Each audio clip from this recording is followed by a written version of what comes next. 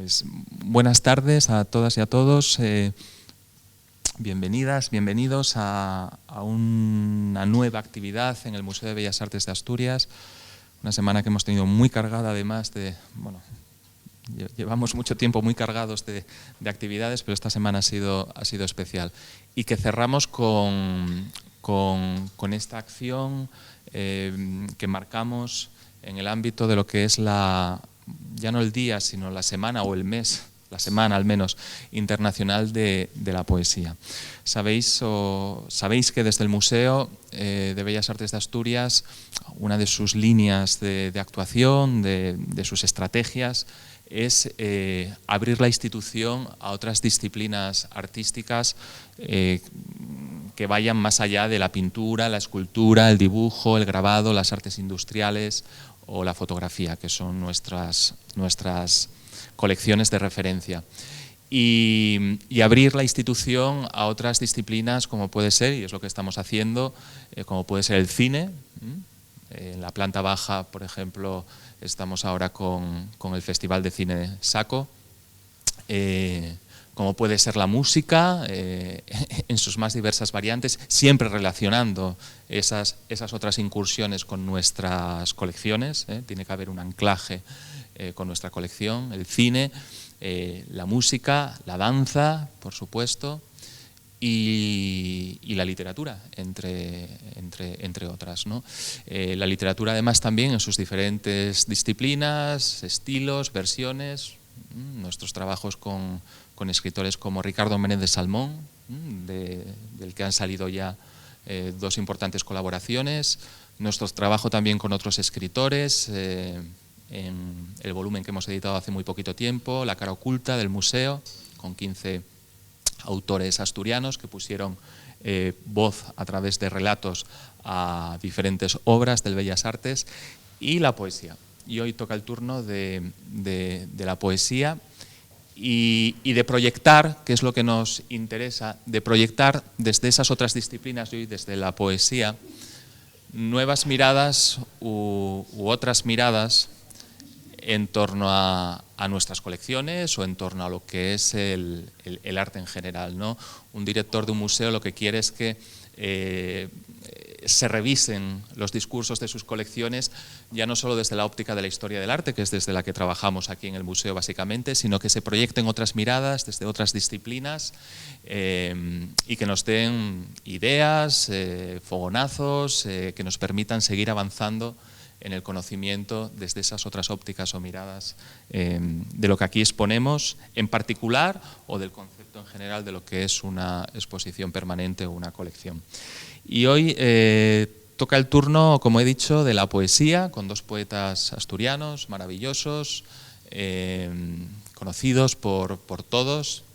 Ya no son dos promesas, son dos realidades incontestables, que bajo el tópico horaciano, pictura poesis, así como la pintura a la poesía, ellos lo traducirán y lo explicarán mucho mejor, van a hacer una suerte de diálogo, lectura, algo que va a resultar muy interesante, teniendo como eje que vertebra todo ese diálogo y esa lectura de distintos poemas ese tópico horaciano que en su día identificó a la pintura con la poesía, ¿no? Y que procede ya de un sabio anterior cuando formuló esa idea de que la poesía es una especie de pintura hablada y la pintura es una especie de poesía silenciosa, ¿no? Bueno, los dos poetas rápidamente, y ya les doy la palabra a ellos, que son los protagonistas, son Dalia Alonso y Javier Almuzara. Y voy a leer muy rápidamente y muy brevemente las líneas que me han mandado, breves en los dos casos de presentación.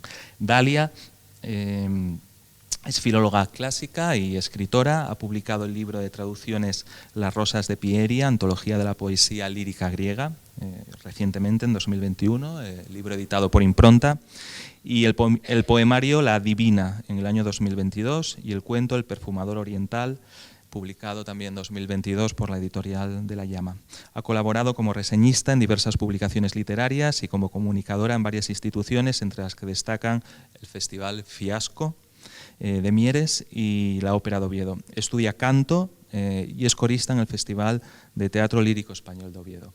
Dalia, bienvenida, estás en tu casa. Y Javier, ya un conocido del museo, que ha impartido además alguna brillantísima también conferencia en el Bellas Artes hace un tiempo. Javier Almuzar ha publicado los libros de poemas El sueño de una sombra en el año 1990, Por la secreta escala en el año 94, Constantes vitales en el año 2004, libro que fue premio Alarcos, Caravana y desierto en el año 2014, Quede claro, antología poética 1989-2013, libro realmente interesante, A la de tres en 2017, que fue una colección de haikus, y Todos los besos son de despedida, del año 2021. Es también autor del dietario Letra y Música del año 2001, de la prosa miscelánea Títere con cabeza del año 2005, que fue premio Café Bretón, y del libro de ensayos Catálogo de asombros de 2012. Fue guionista de Manos a la Ópera, un programa divulgativo de la televisión del Principado de Asturias, y es libretista de la ópera Fuente Ovejuna, como todos sabemos, y a cuyo estreno mundial, primer estreno mundial de la Ópera de Oviedo, con música de Jorge Muñiz, inauguró el Teatro Campoamor, en el Teatro Campoamor la temporada lírica de 2018-2019. Imparte talleres de lectura y creación literaria y cursos de literatura e historia de la música en centros como la Universidad Popular de Gijón o la UNED. Así que Javier, Dalia, Javier, cuando queráis, tenéis la voz y la palabra. Gracias. Bueno, muchísimas gracias, buenas tardes a todos, muchísimas gracias al Museo de Bellas Artes, a la Asociación de Amigos del Museo, a Alfonso y a todos ustedes por venir en esta tarde de sol tan bonita. Ut pictura poiesis, o ut pictura poesis, que es un tópico horaciano, empieza, como todo lo relativo al latín, empieza en Grecia. El autor griego, Plutarco, nos habla de una cita de Simónides Eceos, el poeta lírico griego, que definía la pintura como poesía no articulada. Esto es poesía sin sonido, sin palabras, poesía silenciosa, y del otro lado definía la poesía como pintura hecha con palabras en vez de con color. Ambas disciplinas, tanto la pintura como la poesía, parten del acto de la mímesis, esto que define Aristóteles en su Poética como el fin último del arte, que es imitar la realidad con las armas que cada uno de los artes tenga, sean las palabras o sean los colores. A mí me parece muy interesante porque hoy en día, que vivimos en una cultura puramente audiovisual, yo creo que siempre tendemos a pensar que todo lo actual es nuevo, es innovador, y tendemos a pensar también que el tener al espectador, al que ve, al que nos ve, como objetivo y punto de partida para la creación de algo, tendemos a pensar que es algo nuevo, algo que parte de esta cultura de lo visual. Sin embargo, pues ya desde la antigüedad hay muchísimos testimonios que nos muestran cómo los autores, los poetas, se preocupaban porque la recreación que se da en un poema, en cualquier muestra literaria, hablaban, por ejemplo, especialmente de la historia, se preocupaban porque esas recreaciones fueran recreaciones vivas, coloristas, que hicieran que el que leía o el que escuchaba, porque en aquellos tiempos el lector era más bien el oyente, hacían que la escucha del texto fuera una cosa plástica, ¿no? El objetivo último de la escena narrada, ya fuera en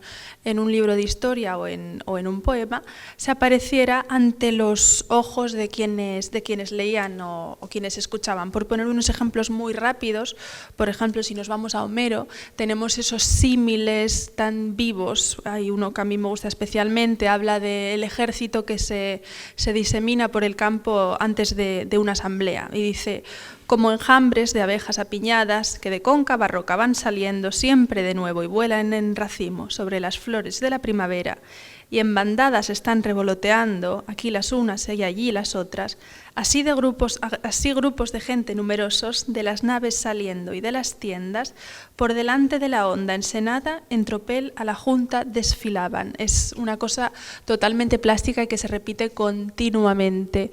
en Homero estos símiles. También, por ejemplo, en la tragedia hay un pasaje que a mí me encanta, que es ese momento en el que Clitemnestra acaba de matar a su marido con un hacha y hace un discurso, un monólogo, y relata cómo la sangre la salpicaba también, de manera que casi podemos verlo, casi podemos, no sé si sentirlo, pero casi podemos verlo, ¿no?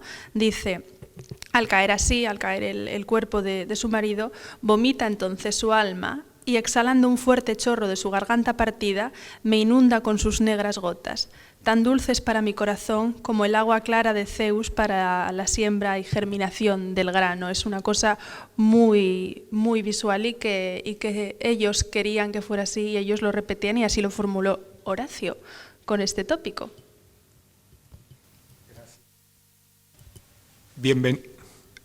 Bienvenidos. Efectivamente, Horacio formuló el tópico como la pintura, la poesía, aunque tal vez a la poesía, para ser honestos, le conviene más la comparación con la música. En cualquier caso, esta es una hermosa alegoría que demuestra lo bien avenidas que la poesía y la pintura estuvieron siempre, no sé si tan bien avenidas como aparece en esta pequeña maravilla de Francesco Furini, donde están, en fin, haciéndose el amor directamente. Decía Borges que todas las artes propenden a la música, porque en la música la forma es el fondo y porque el lenguaje es directamente emocional, es decir, apela fundamentalmente a un corazón inteligente, que es el corazón del arte, pero directamente al corazón. Yo suelo decir que para que me toquen el corazón tienen que apuntar a la cabeza. Y en ese caso siempre darán de lleno en la diana de lo memorable. Bien, después de esta curiosa imagen que se acompaña con una leyenda que dice, por cierto, en latín, que la mayor... ¿cómo era? Que la concordia es mayor. La concordia es más importante que la luz. La concordia es mayor que la luz. Pues vamos a empezar a leer un poema, el primer ejemplo, una exhibición verbal. Manuel Machado refleja en el poema que vamos a leer a continuación esa sintonía entre pintores y poetas en un ejercicio de ascetismo donde prueba que el arte mínimo no es, en ningún caso, mínimo arte. Verano. Ahora imagínense que lo que manejó el poeta no fue una pluma, sino que fue un pincel. Es lo que quiere hacernos ver en este magistral ejercicio de virtuosismo. Un soneto en trisílabos. Verano. Frutales cargados, dorados trigales, cristales ahumados, quemados jarales, umbría, sequía, solano, paleta completa, verano. Es un portento. El poeta presume de haber dibujado, de haber retratado el verano entero con unas pinceladas mínimas, una pincelada por verso, una palabra por verso, 3 sílabas, apenas nada. Y sin embargo, en la paleta está el cromatismo íntegro del verano. No falta nada de su intensidad, no falta nada de su belleza. Está su calor, está su sofoco, está su paz y está también su bochorno. Está todo. Está el verano íntegro. Decirlo todo no significa agotar el tema, sino presentarlo de tal manera que en nuestra imaginación se plasme de forma veraz, completa, emocionante, que apele a nuestra sensibilidad con lucidez y con precisión, con exactitud. Bueno, no sé si vamos a ir alternándonos los cuadros. Me gustaría compartir con ustedes una reflexión sobre la pintura y sobre la poesía, que es metáfora. La pintura es una metáfora plástica de la poesía que aspira a la belleza, a la claridad, a la imagen, a representar una imagen en nuestra sensibilidad y hacer visible su discurso en una adecuada selección verbal que dé cuerpo sensible a ideas y emociones memorables. En las artes plásticas, la forma es el fondo y el arte del verso juega a ser consustanciales ambos, porque en el fondo lo que importa es la forma. Estudiar los recursos retóricos de la poesía es siempre acercarnos al oficio de la pintura. Parafraseando a Campoamor, la poesía es música que piensa con imágenes y que se formula de tal manera que no puede expresarse en prosa ni con más naturalidad ni con menos palabras. No sé si ese es el éxito, el logro de este magistral poema de Manuel Machado, uno de los grandes autores plásticos de la poesía española del siglo pasado. Escuchen este poema, también arrojado por una hechura perfecta. Ya verán que la forma es perfecta y además ingeniosa, porque tiene una resolución tramposa, pero que nadie percibe como tal. O sea que es magia, no se ve el truco. Si además conseguimos que viendo el truco permanezca la magia, entonces hemos hecho un milagro. Felipe IV. Aquí les pido que proyecten sobre su imaginación algún retrato de los Austrias tardíos. Piensen en ellos. Nadie más cortesano ni pulido que nuestro rey Felipe, que Dios guarde, siempre de negro hasta los pies vestido. Es pálida su tez como la tarde. Perdón, se me ha escapado. Aquí. Es pálida su tez como la tarde, cansado el oro de su pelo undoso y de sus ojos el azul cobarde. Sobre ese augusto pecho generoso ni joyeles perturban ni cadenas el negro terciopelo silencioso. Y en vez de cetro real sostiene apenas con desmayo galán un guante de ante la blanca mano de azuladas venas. ¿Qué queda de la grandeza de los Austrias primeros?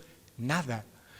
Este retrato es un retrato pálido, de azules desvaídos, de azul cobarde, que es absolutamente sorprendente. Es un poema escrito en tercetos encadenados, pero no termina con un cuarteto que cierre la rima.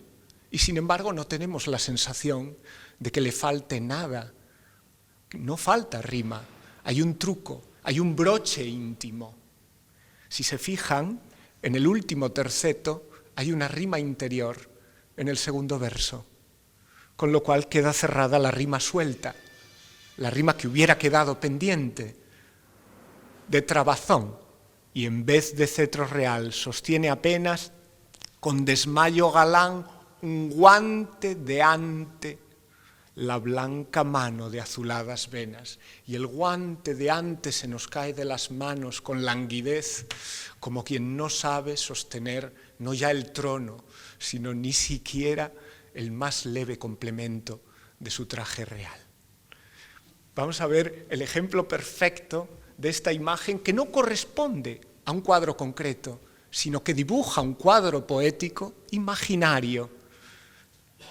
Estas son las imágenes más próximas a la idea que con tanta vivacidad y precisión ha pintado en nuestra mente Manuel Machado. Ahí lo tienen. Este no es Felipe, es Carlos, es el infante Carlos, pero el desmayo galán, el guante de ante, está efectivamente en vértigo de caer al suelo, porque falta fuerza en la mano que rige los destinos de España. Adelante, Dalia.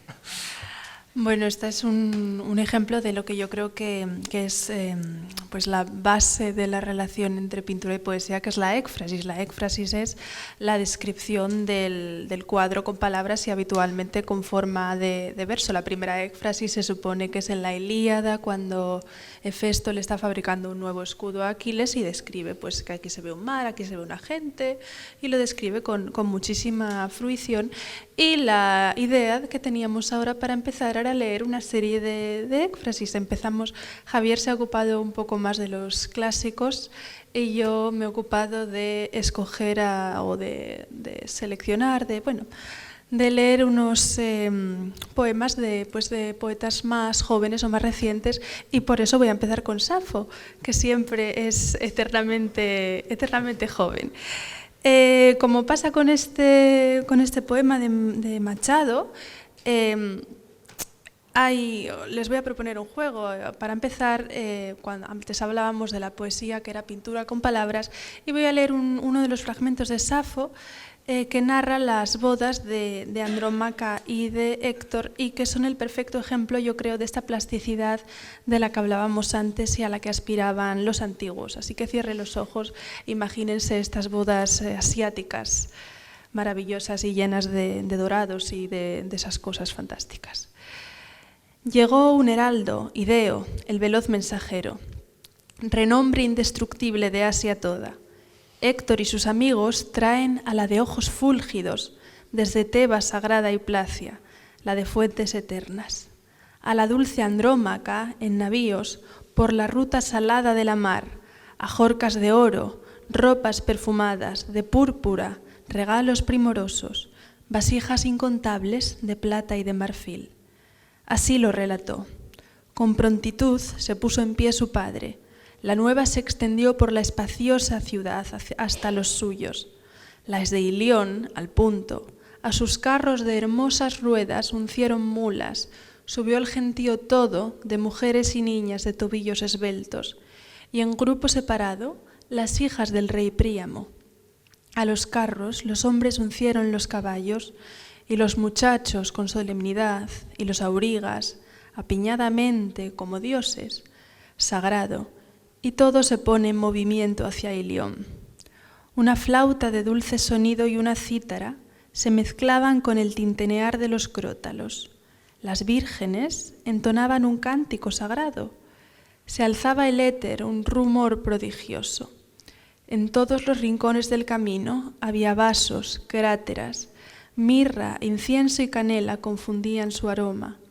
Las mujeres más viejas ritualmente ululaban, y elevaban los hombres seductor canto agudo a peón invocando, el flechador, el de la hermosa lira, con himnos en honor de Héctor y de Andrómaca, a dioses semejantes. Yo creo que esta cosa de los epítetos griegos, lo de las muchachas de tobillos esbeltos, los carros de hermosas ruedas, es algo que a mí, o por lo menos a mí, me evoca indudablemente a la pintura, incluso al acto de mirar una pintura, cuando nos estamos fijando en el pliegue del vestido, o cuando miramos esculturas antiguas, yo me fijo muchísimo en cómo está esculpido el pliegue de las túnicas, porque me parece mágico, y también me parece un trabajo muy pulido, esa adjetivación griega. Bueno, ya ven, la vida es arte con tiempos muertos. El arte es justo lo contrario, ¿no? Es principio activo sin excipiente, ¿no? De modo que el tiempo no se nos va entre las manos, sino que al revés, lo conseguimos atrapar, fijar y dejar,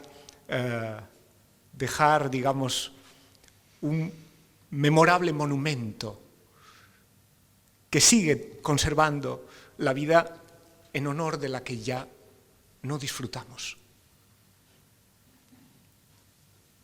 Y a propósito de la vida que ya no disfrutamos, me gustaría leerles un poema conmovedor de Manuel Machado, dedicado a los fusilamientos del 3 de mayo, que es un ejercicio de virtuosismo siempre, pero sobre todo un ejercicio de piedad, de conmovedora empatía.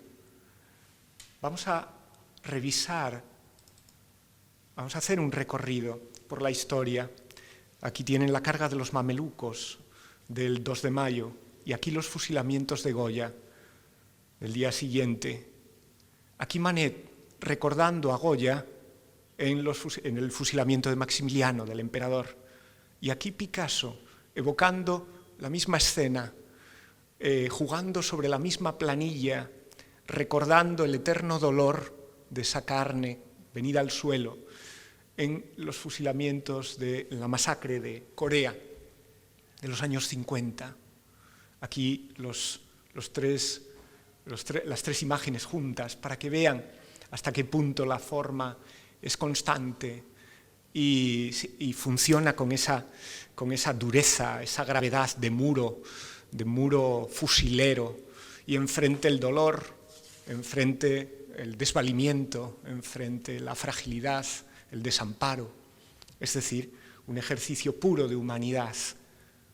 Vamos a leer el poema que creó Manuel Machado para dibujar esta escena de una forma absolutamente terrorífica. Los fusilamientos de la Moncloa. Él lo vio.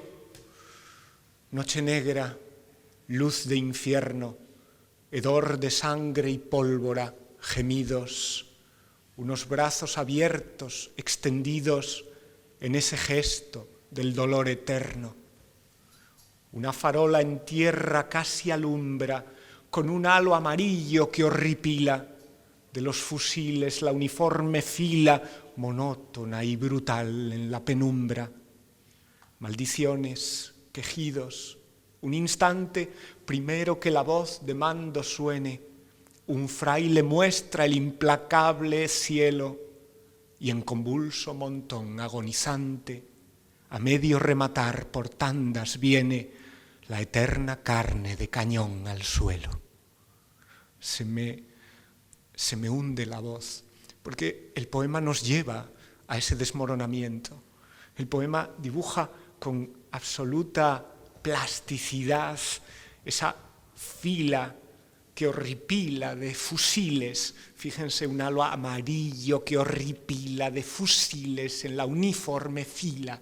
¿Se dan cuenta la cantidad de is, es decir, de trazos rectos con una punta de bala en el fondo? En poesía, todo es susceptible de ser significativo. Los mínimos formantes del idioma son útiles para el poeta. Pueden querer decir algo. La poesía no es solo lo que dice, es lo que suena. Es cómo se representa ese sonido. De modo que apela a una mirada curiosa, a una mirada artística, a una mirada que emborrona el lenguaje para sacar una lección plástica de él. Y aquí lo tienen claramente representado. Este poema está erizado de fusiles, de balas, y está perfecta, cromáticamente colocado en el contexto de esa noche que es trasunto de la muerte unánime. Gracias. Es difícil añadir algo después de oír la detonación de un poema que nos sacude el corazón como un balazo y que evidentemente nos apela, no nos deja indiferentes. Este poema no es una contemplación, es una invitación a actuar frente a la barbarie. Es un recuerdo de que somos seres frágiles, sujetos al tormento, y que no hay dolor ajeno que no deba conmovernos. Ahora me siento fatal por hablar yo, pero bueno.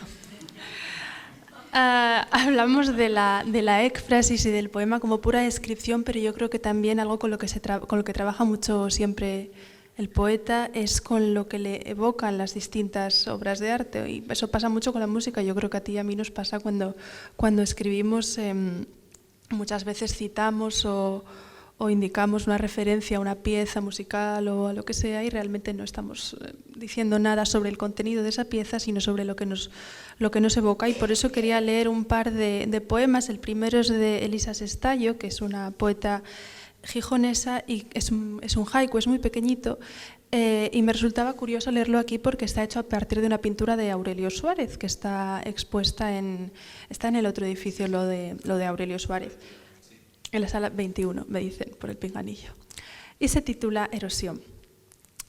Pesado avance en búsqueda continua, ¿dónde el hogar? Realmente es un poema muy breve y que no nos está describiendo lo que dice el cuadro, sino lo que a la poeta le evoca. De la misma manera tenemos en la poesía de Fernando Camacho, que es otro poeta muy joven y que además es guía en el Museo del Prado, así que escribe mucho sobre pintura y sabe mucho sobre pintura porque trabaja con ella. Y que escribe, y si puedes proyectar la imagen del amor victorioso de Caravaggio, escribe este poema en el que aparentemente no hay relación entre el cuadro y lo que escribe, pero si uno se pone a pensar, y sobre todo si uno le pide al poeta que le explique, eso es lo bueno de trabajar con poetas que están vivos, pues es una relación muy bonita. Voy a leer el poema y luego hacemos la explicación. El amor victorioso, Caravaggio. Entre otras cosas, creo que tus ojos son los pozos más negros de Occidente, que con cualquier cosita que te pongas me vas a parecer muy elegante y que nadie resuelve los sudokus o insulta a la derecha estructural con ese ángel tan tuyo. Y si esto no es amor, pues mira, paso. La culpa es de Platón y el platonismo.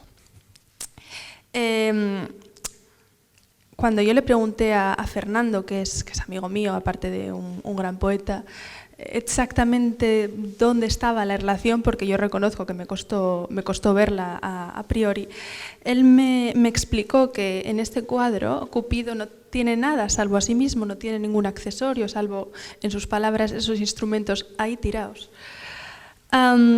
Y para él eso era esa inmaterialidad, esa falta de accesorio que tiene Cupido, es el propio amor, ¿no? Cuando pensamos en el amor, realmente para nosotros lo es todo, pero para los demás no es absolutamente nada. Es esa falta de importancia, es esa falta de accesorio lo que constituye la grandeza del amor, que al final no son fuegos artificiales, es una cosa pequeñita y simple, un niño desnudo. Y además la importancia de lo inmaterial pues está muy presente efectivamente en lo platónico y en lo que el poeta dice en el poema de nadie insulta a la derecha estructural, nadie hacia los sudokus como tú con ese ángel tuyo. Y eso es lo importante, y por eso es importante que Cupido, amor, eros, como lo queramos llamar, esté desnudo, porque realmente no nos hace falta nada más y a Platón no le hacía falta nada más tampoco. Maravilloso, maravilloso, Dalia. De hecho, ni siquiera nos hace falta un argumento sublime, un motivo que sea especialmente, poético a priori o ennoblecedor para hacer algo bello. No hay asunto pequeño, hay talento menor. Y la prueba de ello es el poema que vamos a leer ahora, que van a leer ahora, de Rafael Alberti. Si proibisce buttare immondezze, se prohíbe tirar inmundicias, tirar basuras. Y este poema es un basurero. Es un poema en el que Rafael Alberti recoge en aluvión, en una enumeración caótica, abigarrada, todo lo que sus ojos curiosos ven en la ciudad que le acogió en el exilio. Una ciudad contradictoria, una ciudad sublime y patética, una ciudad humillada y a la vez rebelde. Y esas contradicciones están magistralmente retratadas en este caos ordenado que es el arte. Otra definición posible del arte, el caos de la vida, puesta en una cierta correlación que nos permita comprender su incomprensible mensaje. Cáscaras, trapos, tronchos, cascarones, latas, alambres, vidrios, bacinetas, restos de autos y motocicletas, botes, botas, papeles y cartones, ratas que se meriendan los ratones, gatos de todas clases de etiquetas, mugre en los patios, en los muros grietas y la ropa colgada en los balcones. Fuentes que cantan, gritos que pregonan, arcos, columnas, puertas que blasonan, nombres ilustres, seculares brillos. Y entre tanta grandeza y tanto andrajo, una mano que pinta noche abajo por las paredes hoces y martillos. Evidentemente, esto a Rafael Alberti le recordaba de continuo que esa ciudad estaba viva, que esa ciudad era puro pálpito, que esa ciudad no iba a ser nunca historia, no era un museo al aire libre, no era un Tíber de conocimientos inmemoriales, sino un Tíber vital, una metáfora del río de la vida, que sigue fluyendo, que sigue arrastrando la inmundicia de la vida, la inmundicia y la gloria de la vida. Y a propósito de eso, no sé si puedo. ¿Puedo? El siguiente. Bien, les voy a proponer una especie de ejercicio de taller. Los pintores tienen taller, los escritores no. Decía Alejandro Casona que el escritor se siente desvalido ante el pintor que puede exhibir sus armas, el pincel, la paleta, ¿no? En cambio, el pintor, ¿qué tiene? ¿No? El pincel y la paleta como si fuera el escudo y la lanza, pero el escritor es el verdadero Don Quijote, porque todo el mundo sabe escribir. El poeta tiene que demostrarle al mundo que lo que tiene en su cabeza no son molinos, sino son obras gigantes. El pintor domina una destreza. El poeta tiene que convencernos de su habilidad. Y van a ver cómo se construye el discurso poético a partir de la referencia artística, de la referencia plástica, que puede ser la vida misma o puede ser otra obra de arte. Miren, el texto original, a partir del que Jorge Guillén construyó esta obra maestra, es un texto en prosa italiano, una descripción bellísima de una fuente, un lugar muy parecido a lo que seleccionó con mucha inteligencia Dalia de los textos clásicos de Homero y de la tragedia griega. Tradujo el texto italiano, primero en endecasílabos blancos. Verán qué obra tan perfecta. A la fuente, gran fuente de 3 arcos, venían a lavar su ropa blanca las mujeres de aquellos barrios próximos. Un caballo surgió que ya rompía las apretadas filas rumorosas, temeroso acercándose a la fuente, y bebió poco a poco de aquel agua que había contemplado con sosiego. El agua renovada se aclaraba lentamente, después otros caballos vinieron en parejas y relinchos, con serpentinos trémolos de gozo, sonaban y en los cuellos se mordían. A ratos descansaban las mujeres, alguna acariciaba algún caballo que hacia ella tendía ya el hocico, y por fin los caballos se marcharon bajo la polvareda blanda y blanca del camino más alto con el polvo, siempre en solaz, rozándose y mordiéndose todavía los cuellos, los ijares. Las lavanderas a lavar tornaron, quien indolente, quien más expedita. Yo miraba caballos y mujeres. El texto hubiera valido, pero no es un poema de Jorge Guillén, así que no se conformó y exprimió la naranja que tenía entre manos, el jugo de esa escena tan sensorial y sensual, y todavía ajustó un poco más los engranajes del poema y lo convirtió en un romance en octosílabos, sin perder un átimo de la información esencial. Bueno, perdón por el italianismo. En la fuente de aquel valle, alta fuente de 3 arcos, lavaban su ropa blanca bajo el sol de aquel verano ruidoso de las afueras, mujeres de aquellos barrios, irrumpiendo entre las filas, me pone nervioso la escena. Se me va el dedo, como a las lavanderas detrás de los caballos. Irrumpiendo entre las filas femeninas, un caballo temeroso hasta la fuente se llegaba y muy despacio bebía, no sin haber algún tiempo contemplado la transparencia mayor o menor del agua. Varios caballos venían juntos, relinchaban retozando, en el cuello se mordían, mientras hacia alguna mano se tendía algún hocico, pronto a ser acariciado. Y juntos al fin se fueron por el camino más alto, de polvo blanco, mordiéndose con amor cuellos y flancos. Yo me hubiera dado con un canto en los dientes. Pero Jorge Guillén se sentía inquieto. Falta el telegrama final, falta hacer de este poema una joya. Hasta aquí el escultor, a partir de ahora el orfebre. Hemos escuchado un poema con rima asonante. Pero todavía podemos ajustar más la hechura del verso, hexasílabos consonantes. Es decir, hemos ido de menos expresión a más expresividad, de la prosa a la poesía absoluta. Escuchen. Caballo sediento se acerca a una fuente, frescura consciente la tarde sin viento. Agua contemplada se bebe con gozo, como una algarada resuena el retozo. Fuente, mujerío, agua, ropa, voces que no cesan, goces solares de estío.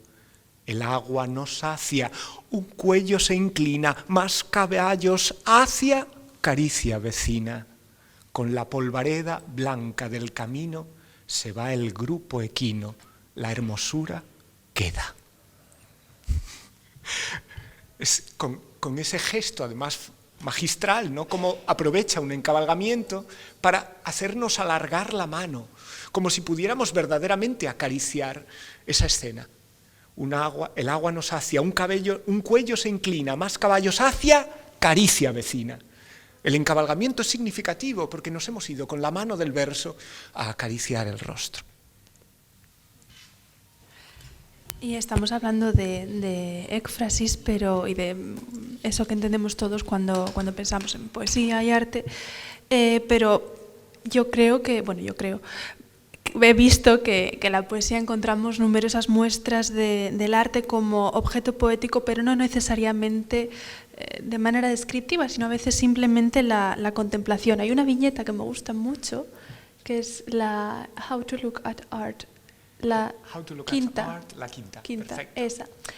Es una viñeta muy mona, es muy reciente de Lina Barry, y yo creo que todos nos hemos visto o por lo menos yo, nos hemos visto en esa situación en un museo o hablando con personas que saben más que nosotros, de humildad absoluta y de plantearnos cómo se supone que tengo que mirar a un cuadro, qué se supone que tengo que ver cuando miro a un cuadro. Estamos muy poco educados artísticamente como sociedad. Y yo creo que cualquier persona que se ha interesado pues, como el arte y con el arte y con la poesía, a mí por lo menos o con la música clásica, a mí me ha pasado que hay, no sé si decir, no sé cómo expresarlo, pero me entendéis, ¿verdad? Esa sensación de que no sabes exactamente qué mirar, no sabes qué ver en un cuadro, qué se supone que tienes que ver. Y hay esta viñeta maravillosa que me encanta. Es un perrito con su niño viendo una Madonna, también hecha con perritos. Y la mamá le dice, no estoy segura de cómo se supone que tengo que mirar el arte. Y el niño le pregunta, ¿qué se supone que tiene que pasar?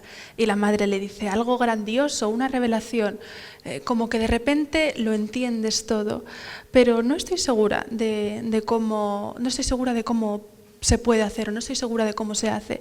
Y el niño le dice, ¿y por qué no me levantas a ver si lo veo mejor? Y entonces se produce ese momento precioso de la revelación de la Madonna con el niño y la madre con el niño.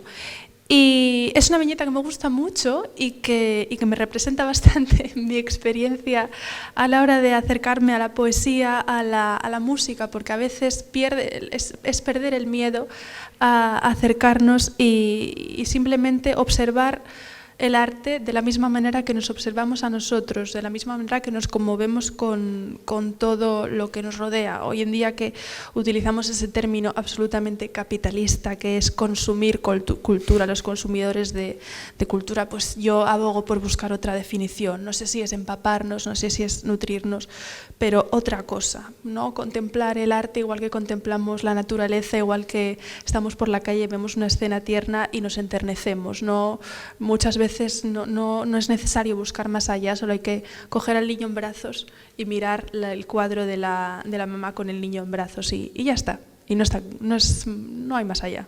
O sí lo hay, pero bueno, me explico. Hay un poema de Laura Ramos, que es otra poeta muy joven, nació el mismo año que yo, asturiana, desde de Avilés. Eso es ser muy joven. Que escribe, bueno, desde este libro publicado un libro maravilloso, publicado hace muy poquito, que escribe este poema en el que yo creo que se ve esa reflexión de buscar en el arte lo que vemos en la realidad. Es la imagen cuarta, sí. Está en una resolución enorme y podemos hacer zoom hacia esas dos figuritas que se ven al fondo, a la derecha. Ahí no sé si los ven como en la balconada. Y esta chica Laura Ramos, esta poeta, se imagina que esas dos figuras son el poeta y su mujer que están observando el bodegón, que yo creo que es de todas las manifestaciones artísticas uno de los ejemplos donde más se puede ver este realismo, ¿no? Esa conexión con la realidad, esa cosa húmeda, ¿no? Yo pensaba sobre todo en la exposición que hubo en este museo hasta hace 2 o 3 meses, con pinturas, por ejemplo, de Juan de Arellano, que es un pintor que me chifla, y donde había, por ejemplo, una pintura de un queso, y daba muchísima hambre por cómo estaba hecho y esa es una de las maravillas de observar el arte, también esa conexión con la realidad. El poema dice así, se titula Tango Sexto. Jan van Huysum comía uvas recostado sobre un sillón de terciopelo rojo. Aquellas pequeñas ampollas de jugo se deshacían cuando juntaba su lengua con el paladar, dejando la uva en el medio para estallarla. De vez en cuando, una ligera elevación de muñeca le servía para que el jugo no se derramara en la cara alfombra de su cuarto. Jan van Huysum comía uvas recostado sobre un sillón de terciopelo rojo cuando su mujer le preguntó por la temperatura del baño. Con la pila aún vacía a los pies de la cama, apresurado, posó las uvas sobre el lienzo y se encomendó a la deliciosa tarea de preparar un baño para su esposa. Y nosotros dos, enamorados todavía, muy apretados nuestros cuerpos en la sala del Getty. Esto es espectacular, me gustaría comer algo, no me parece bien lo que dijiste.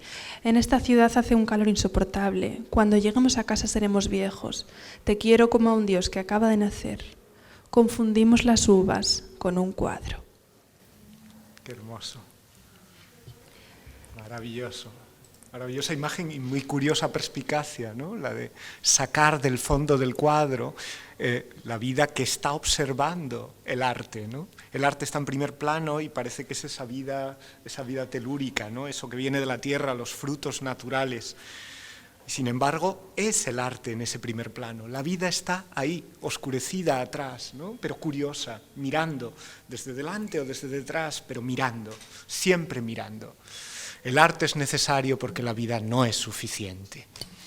Así que vamos a procurar darle un extra, digamos, de sabor a la vida, apurando sus posibilidades expresivas con el arte. Me gustaría leerles un poema inspirado en una de las obras más impresionantes de la historia de la pintura, El Cristo de Velázquez.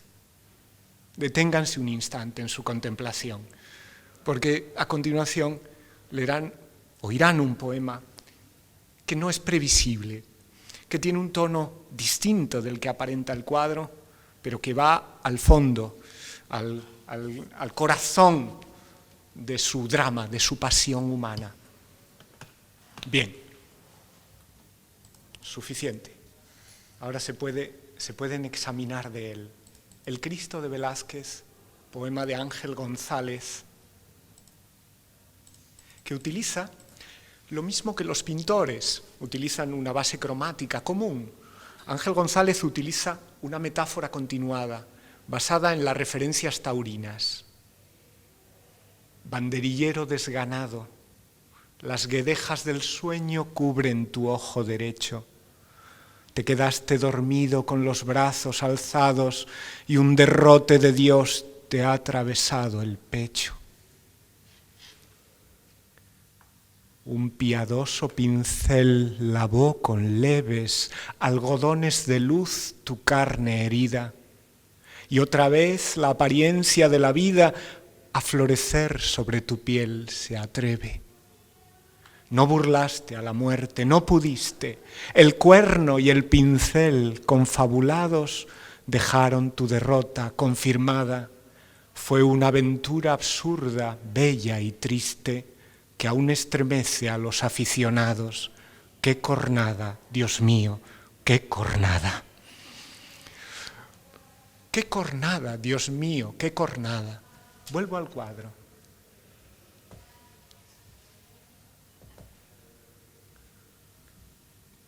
Banderillero desganado,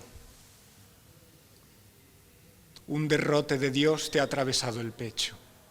Las guedejas del sueño cubren tu ojo derecho. El pincel lavó con leves algodones de luz la carne herida. Parece que ha vuelto a vivir. Es decir, es una resurrección como la de Cristo, pero a través del arte, no de la fe. Fe que no tiene Ángel González, pero sí se compadece de quien sufre por todos y describe con absoluta delicadeza esta auténtica pasión, sea humana o sea divina. Y con qué belleza y a la vez con una triste sonrisa nos deja el dibujo del poema, la imagen final del cuadro, con esa estructura trimembre del último verso. ¡Qué cornada, Dios mío, qué cornada! Las dos manos están clavadas, Dios mío está en el centro. Digamos, atado por la muerte, en el centro está la luz de la vida, está el tesoro de la existencia, está Dios mío, es decir, el ser, está nuestra trascendencia. El otro día, si me permiten, y con la modestia adecuada después de Ángel González, escribí un poemita en el que al banderillero le rebajé el tamaño de la aguja y lo convertí en alfileritos. El poema dice así, se titula Así en la tierra, y dice: no digo como Cristo, derramando la sangre por sus congéneres, pero en el acerico de mi alma ya no caben más alfileres.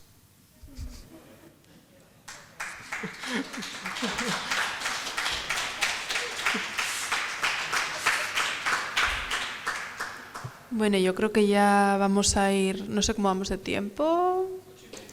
Vale, perfecto. Pues entonces no vamos a ir terminando. O sí, no sé, lo que queráis. Antes que hablábamos de lo de la contemplación del arte, se me quedó un poco en el tintero. Hablamos de la contemplación del arte con este poema de Laura Ramos, pero también un motivo que yo creo que viene un poco dado también por esto de que ahora tenemos todos una cámara en el bolsillo y estamos haciendo fotos todo el rato, y ese género propio de internet de fotos en museos de espaldas, como con la melena puesta y la pose como que no me están haciendo una foto. Da lugar también a la reflexión de no el poema sobre contemplar arte, sino el poema sobre el amado contemplando el arte. Contemplar al amado contemplando el arte, o hacerle a contemplar una foto que le has hecho al amado contemplando el arte. Bueno, Y quería leer este poema de María Paz Otero, que se titula Los ignorantes y que explica un poco esta cosa de la belleza de ver a la persona a la que amamos contemplando, pues una estatua, un cuadro, etc. Los ignorantes se titula.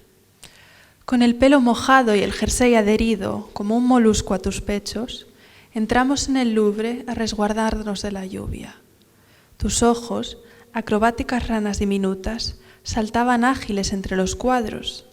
De vez en cuando señalabas con el dedo algún Cristo quebrantado y de tu boca emanaba un suspiro inocente.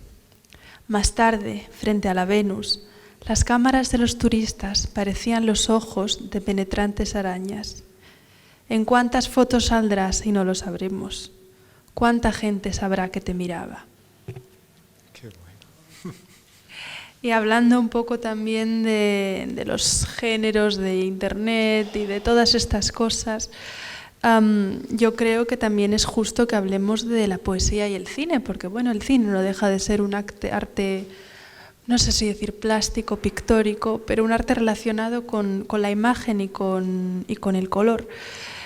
Y bueno, todos sabemos que el cine no es meramente coger una cámara y grabar lo que veamos, sino seríamos todos cineastas, es también aplicar esa subjetividad, esa cosa de cada uno, ese punto de vista personal que aplicamos en la poesía y en el arte y que hace que, no sé, para mí el ejemplo son las escenas de cocina de Almodóvar, ¿no?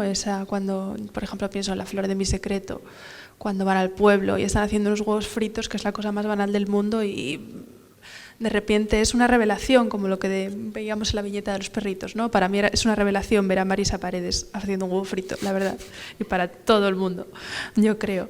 Y quería leer un poema de Candela de las Heras sobre una película que se llama El proceso de Juana de Arco, la segunda imagen, de Robert Bresson, del 62, en la que, bueno, volvemos a ver otra éfrasis, otro tipo de éfrasis, pero en este caso, en vez de sobre una imagen fija, sobre un cuadro, pues sobre una película.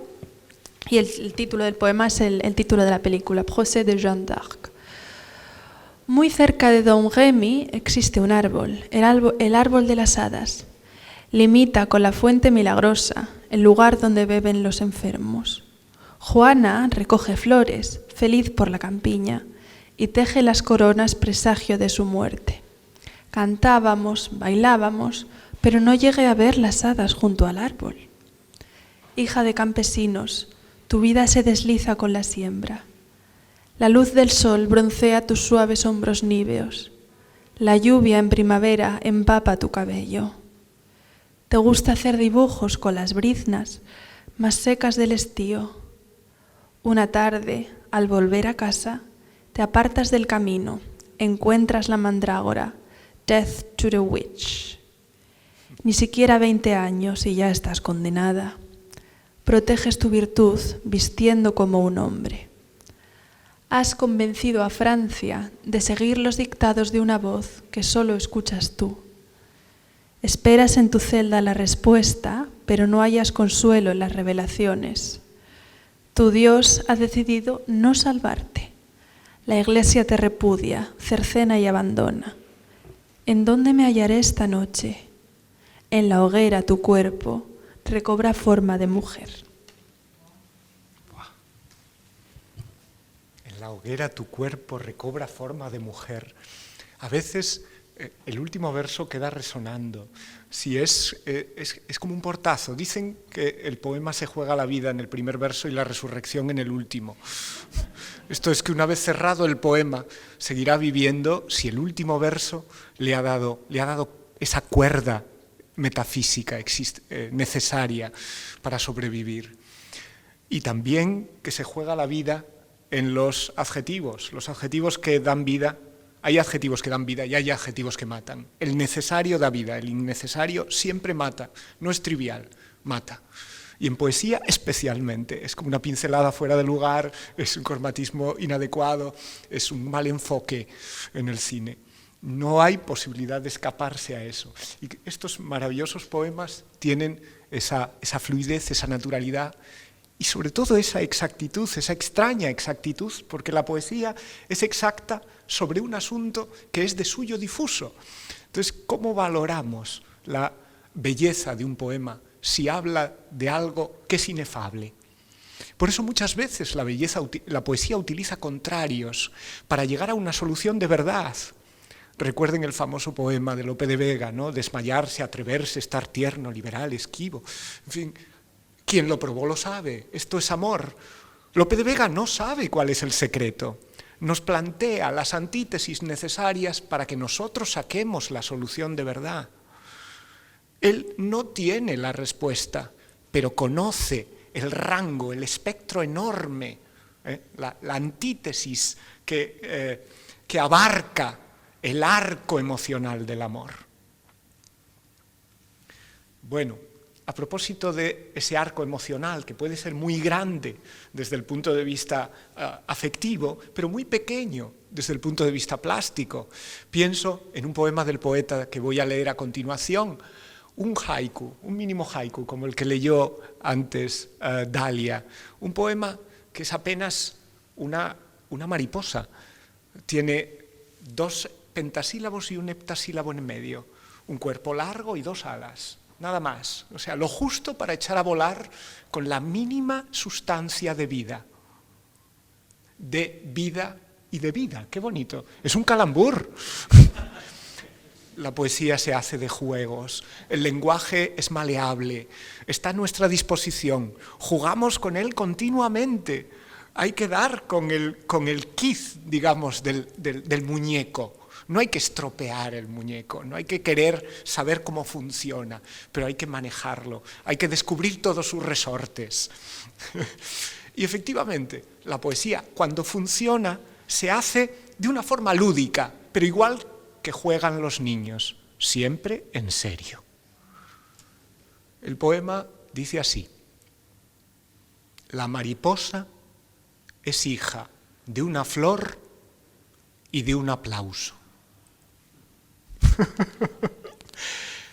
Claro, ¿qué nos ayuda a construir el poema? Bueno, el género gramatical. Tenemos una madre gramatical, una flor y un aplauso, ¿no? 2 elementos disímiles completamente que el poema asocia para crear su síntesis de belleza. Y su síntesis de belleza es la mariposa. ¿Qué mejor emblema de la belleza que la mariposa?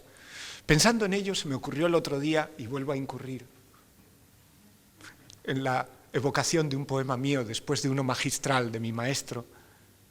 El poema se titula Solea Morganática, porque es una boda, en fin, es una boda entre rangos sociales distintos.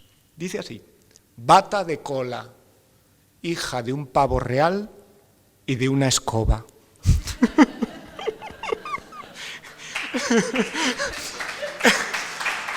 La idea es que sencillamente sacar esos útiles es volverlos realmente útiles para el arte.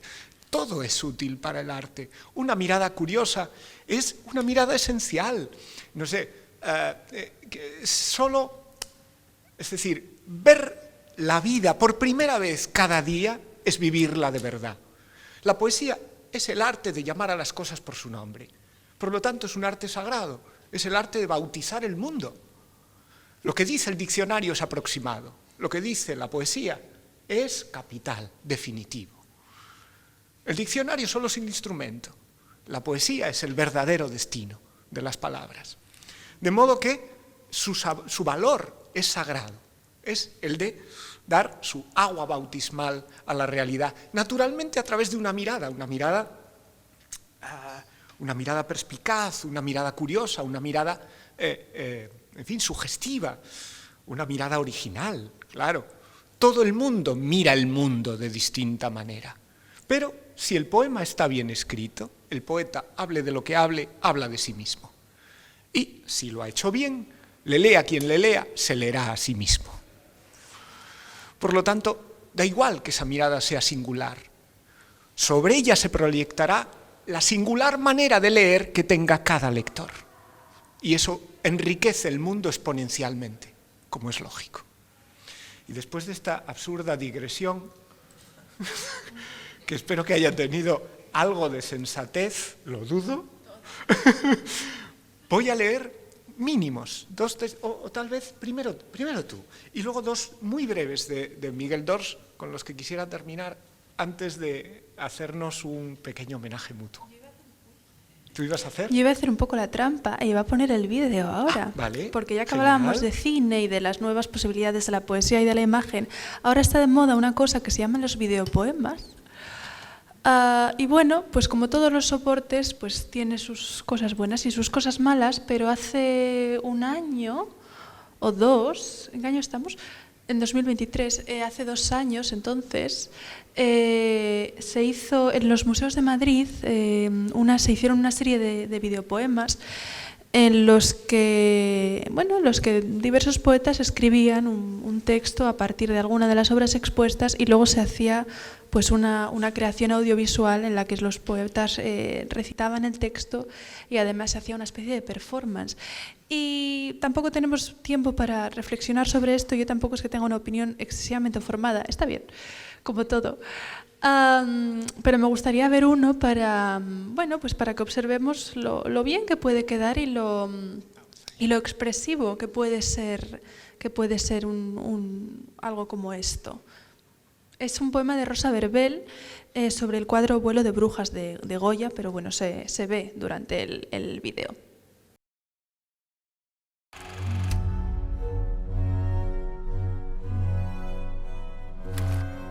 Estaba el mundo a oscuras y nosotras tuvimos que nombrarlo. Toda forma de vida era una ofrenda, era el deseo el único motivo y a él nos aferrábamos como animales torpes, mujeres de aire o fuego, queriendo conquistar otras palabras. ¿Recordáis ese tiempo en que el mundo era un llano, virgen y disponible para el gozo? ¿Recordáis el placer y las posibilidades? Las cosas cotidianas solían ser nombradas con extraños conjuros, en lenguas sorprendentes, con sonidos terribles. Para hablar de la muerte nos fue preciso arrancarnos la ropa. Para hablar del futuro pusimos nuestro cuerpo a su servicio, como la fruta fresca que se abre en la rama. Para hablar del amor debimos inventar otro lenguaje. El sacrificio a la palabra era el sacrificio más hermoso. De su fuerza venían todas las cosas bellas, las buenas y las útiles, las cosas más salvajes, que bullían en la tierra como fuentes en medio del desierto. Pero la oscuridad no duró demasiado. La luz ocultó pronto la belleza. Sobrevuelan el mundo palabras terroríficas, conscientes de que existen perversiones sin nombre.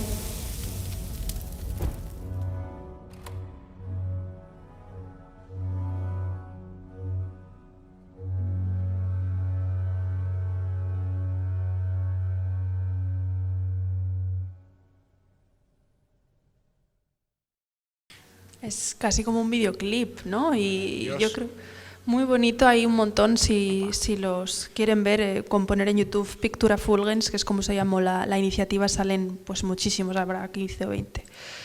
Y yo creo que bueno, que parece que soy una gran detractora de Internet, pero todo lo contrario.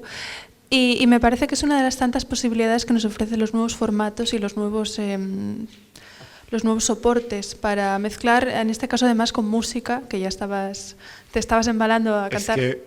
Es que estaba escuchando esa música y estaba levitando, porque es el Cum Dederit del Nisi Dominus, un espectacular salmo de Antonio Vivaldi, que es, no sé, es la definición misma de la trascendencia. Yo soy incapaz de escuchar esa música. A mí, les voy a hacer una confesión. Hubo una época en que yo paseaba con el iPod puesto. Como toda la música que estaba en él, yo lo había cebado, la había puesto yo, lo llevaba siempre en modo aleatorio, para tener, digamos, para sorprenderme a mí mismo. Y estaba escuchando una cantata de Bach, Vernügte Ruch, beliebte Seelenlust. Perdona, Mercedes, si no lo pronuncio bien. Cuando cesó la música, tuve la sensación de haber caído al suelo. Esto es, yo estaba caminando no sobre la acera, sino sobre las notas de Bach. Y es exactamente la misma sensación que me provoca esta música absolutamente magistral y etérea. Nadie construye su casa segura si no es con el consentimiento del Señor. ¿Y qué casa más segura que esta? La casa del museo, donde todos los cuadros son ventanas al mundo, donde estamos abiertos a todas las contemplaciones, donde somos observadores y observados, como en este caso al menos nosotros. Bien, les había dicho que Miguel Dors escribe una poesía sumamente plástica y les había comentado que hable de lo que hable el poeta, siempre habla de sí mismo, pero también el artista plástico, también el pintor. Fíjense en esta sorprendente evocación de un cuadro de Van Gogh. Estoy aquí y estoy aquí. Vamos a ello. Primero, contemplen el cuadro, como siempre. Recréense, especulen, imaginen lo que pueda seguir, qué palabras nos pueden llevar de camino a este cuadro. Piensen en ello. Y ahora sorpréndanse con esta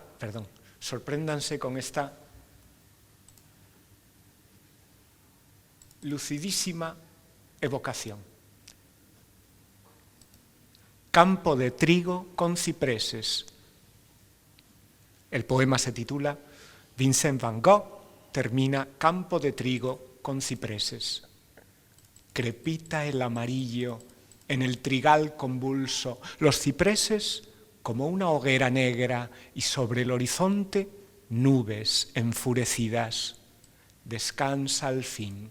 El título del cuadro será, se dice, Campo de trigo con cipreses. No sospecha que acaba de pintar un nuevo autorretrato.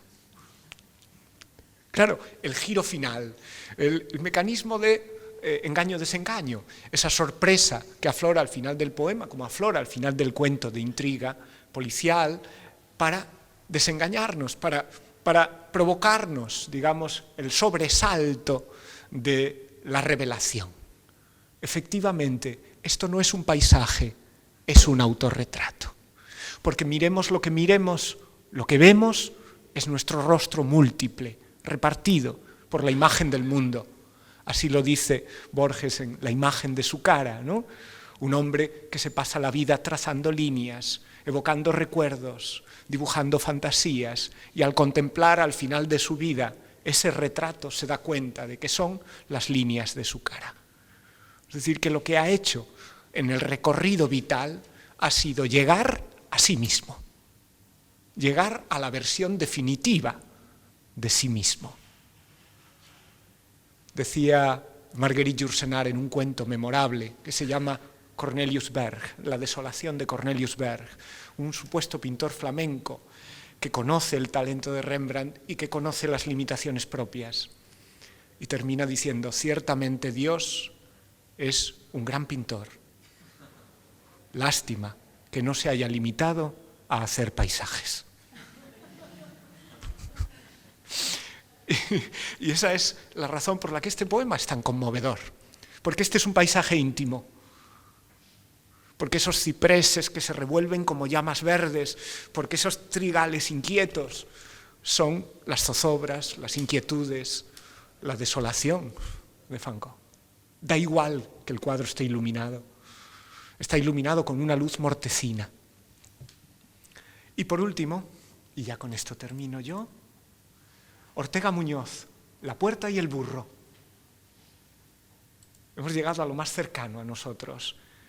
Miren qué hermosa imagen, qué sencilla, qué, en fin, despojada de todo. Un burro, una puerta desportillada, un muro a media hacer, un fondo que se adivina desértico, un erial, nada. grisalla. Un torpe muro de piedras amontonadas, un burro atónito, una desvencijada puerta vieja, un retazo de tierra despiadada y un cielo pobre, negro, gris, ocre. Casi nada. Tu pincel extremeño es de pocas palabras, pero con qué elocuencia nos ha pintado España. Esto es, no solo se pinta a uno mismo, nos pinta a todos. Muchas gracias.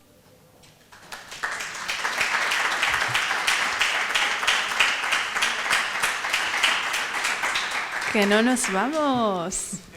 Vamos a acabar haciendo un poco de autopromoción y leyendo un poema del otro. Yo voy a empezar leyendo uno de Javier, que está en su antología de Renacimiento, que se titula El escriba sentado y está escrito a partir de... Pon la imagen, Sí. porfa. Voy. A partir de una escultura de un escriba que cuando me la enseñó yo pensé que era una cosa reciente por lo bien que está conservada, pero no, es de Egipto, de época... Ahí está. ¿No está conservada como estupendamente, con todos los colores y con todo? Increíble. Y Javier le escribe un poema maravilloso que dice así. Reposa en cristalino mausoleo, expuesto mansamente al homenaje del que apenas vislumbra su viaje por el Nilo del tiempo hasta un museo. La mano prevenida, el cuerpo inerte, esgrimiendo las armas del oficio, ajeno a todo excepto a su servicio, escriba ahora al dictado de la muerte. ¿Quién fue? ¿Quién es? ¿Qué escucha al otro lado? ¿Hombre o Dios? ¿La minucia o el portento? ¿De qué deja constancia en el atento papiro entre sus piernas desplegado?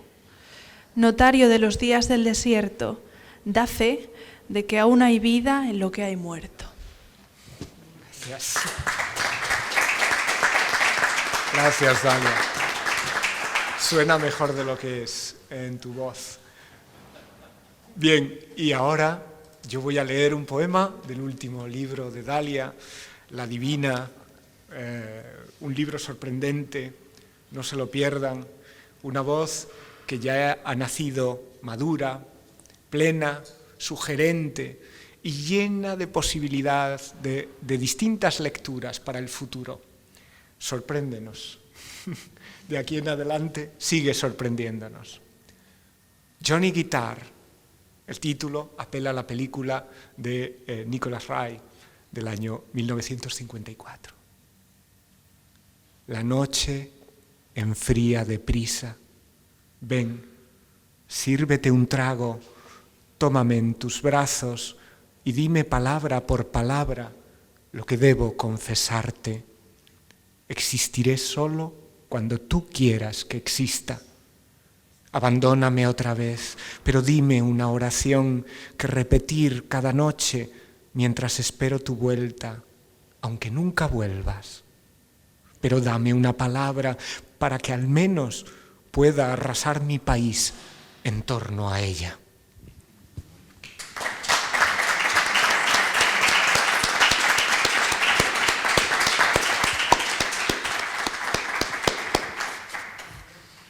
Pues muchísimas gracias, Dalia, Javier, por esta luz que nos habéis traído, ¿no? Este momento tan bueno que nos habéis hecho disfrutar con esta poesía, esta lengua de lenguas, ¿no? Cómo se aproxima a lo que tú comentabas, se aproxima al mundo y el arte es una parte del mundo y es capaz de llegar hasta el cartílago de las cosas, ¿no? A mí es algo que realmente... Y me ha dado mucho que pensar muchas cosas de las que habéis comentado de cara a eso que decíamos de proyectar miradas, reflexiones, visiones nuevas sobre nuestras colecciones. También quiero agradecer, que antes se me olvidó en la presentación, a la Asociación de Amigos del Museo de Bellas Artes de Asturias, representada aquí, entre otros, por su presidente, Alfonso Martínez, porque es ella la organizadora y patrocinadora de este acto, ¿no? Sin los amigos no haríamos nada ahora mismo en el museo y a los amigos les queremos agradecer el que hoy, viernes 24, hayamos tenido este momento de luz y de belleza y de magia.